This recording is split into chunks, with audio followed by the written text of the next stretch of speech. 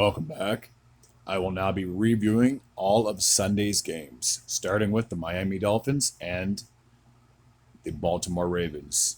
Coming into this game, I had predicted that Baltimore would use the home field advantage and be able to get the W, but unfortunately, they were not able to, and the Miami Dolphins came back from, I believe it was over 20 points down in the fourth quarter, and stunned the Ravens in week 2. They are now 2-0 to start the season.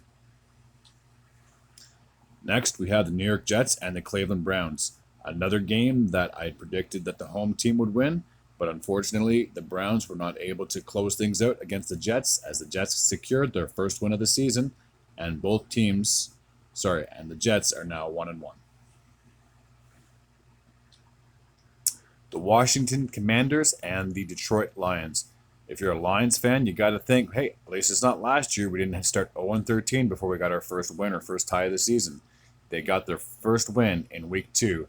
They are now 500. And for the Washington Commanders, you got to think that this was a game that they definitely let slip away.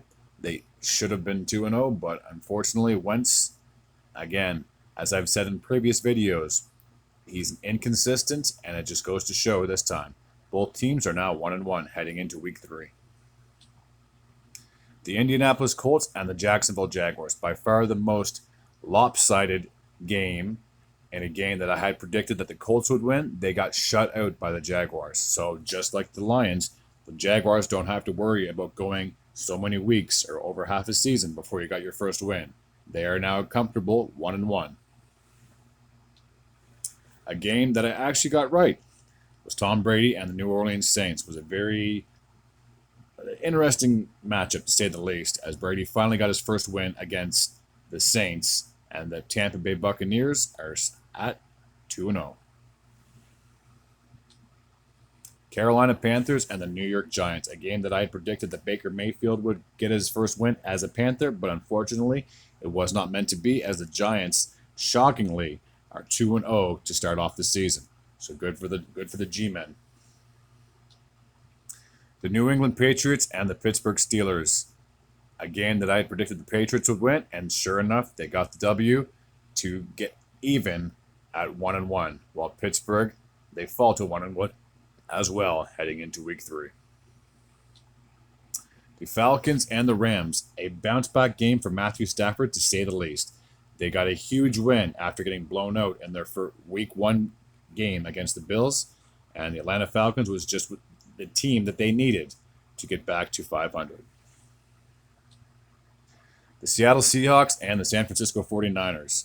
A game that I had predicted the 49ers would win, and sure enough, they did. Despite losing Trey Lance to a season-ending injury, thank goodness they have Jimmy G as their QB moving forward, as both teams are 1-1. 1-1. Cincinnati Bengals took on the Dallas Cowboys, and what seemed like it was going to be a one-sided show for the Cowboys. The Bengals stormed away back, but unfortunately they were not able to complete the comeback, as the Dallas Cowboys did take the game in the end, and they are 1-1, while the Bengals fall to 0-2. How far they've fallen since their Super Bowl just a season ago.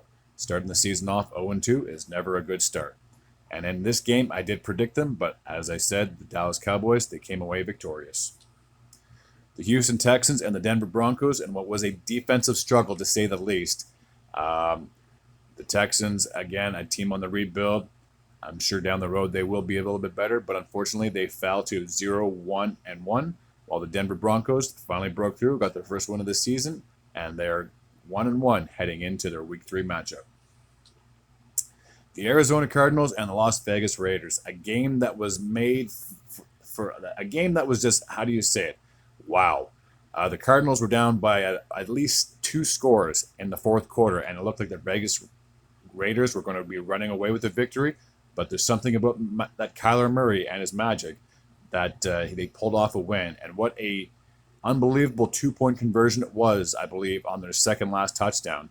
It was like 20-second play. He never got sacked, never got hit, ended up running the ball in for 2 points, ultimately helped the team get the victory. And obviously in the overtime, their defense came through And now here we are. And the team that I did predict to win were the Cardinals, and they sure enough got the humongous W in week 2. The Sunday night matchup between the Bears and the Packers went exactly as I had thought. Despite not having Devontae Adams, the Packers finally seemed to get their offense going, which is fantastic. And once again, if you're a Bears fan, I hate to say this, but Rodgers definitely owns you. It's sad to say, but that is the case. I will be previewing the Monday night games in my next video. And until next time, take care.